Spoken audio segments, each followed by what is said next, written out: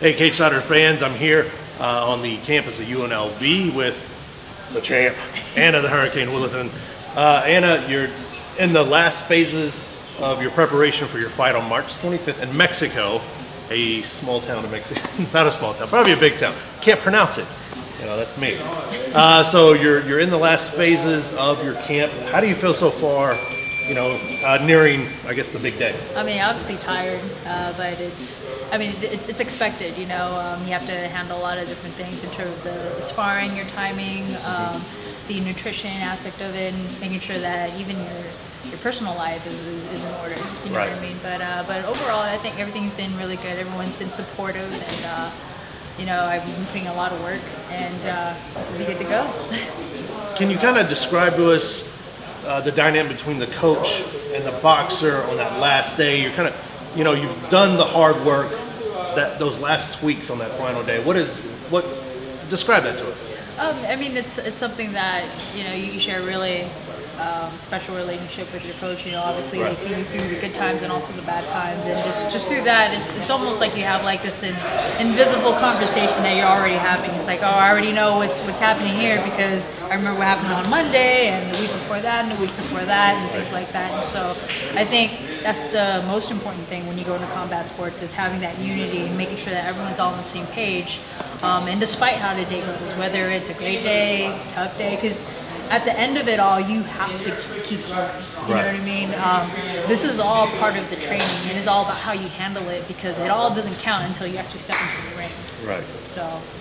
There you go, man. And so, you know, what are you feeling, I mean, just the day before, I mean, you kind of right there. It's like the cusp. It's like being on the edge of a cliff, ready to make the jump. You know, it's interesting because just doing it for the past, I don't know, like a couple decades, Right. just with competing and things, you feel the same, but in terms of like getting the butterflies in your stomach, and you feel the heart rate go up a little bit, but while all that's going on with your body mentally, for me, I feel like, oh, it's like a normal day. Right. So it's almost like, oh, it's like that feeling where you're about to do a bungee jump.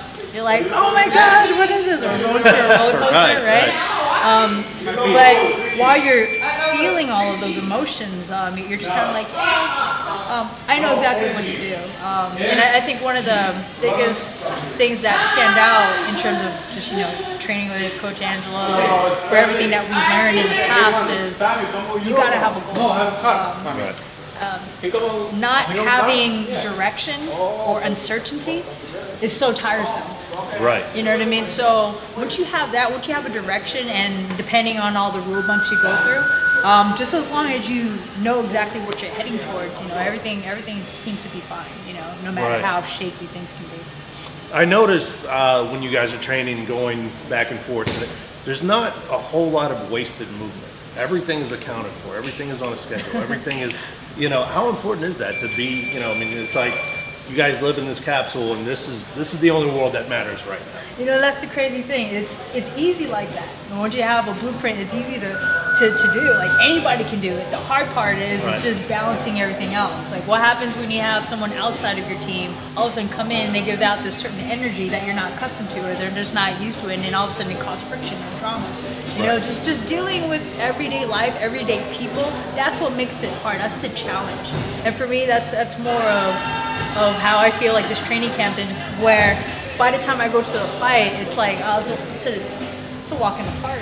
Right. Because you don't have all this, you have all this weight that has just got lifted. You know, it's like, it's finally here, it's scheduled, you're about to step in, and you know it, it's not, and you just experience the purity of it. It's just you and your opponent in that allotted time, and then you just do you.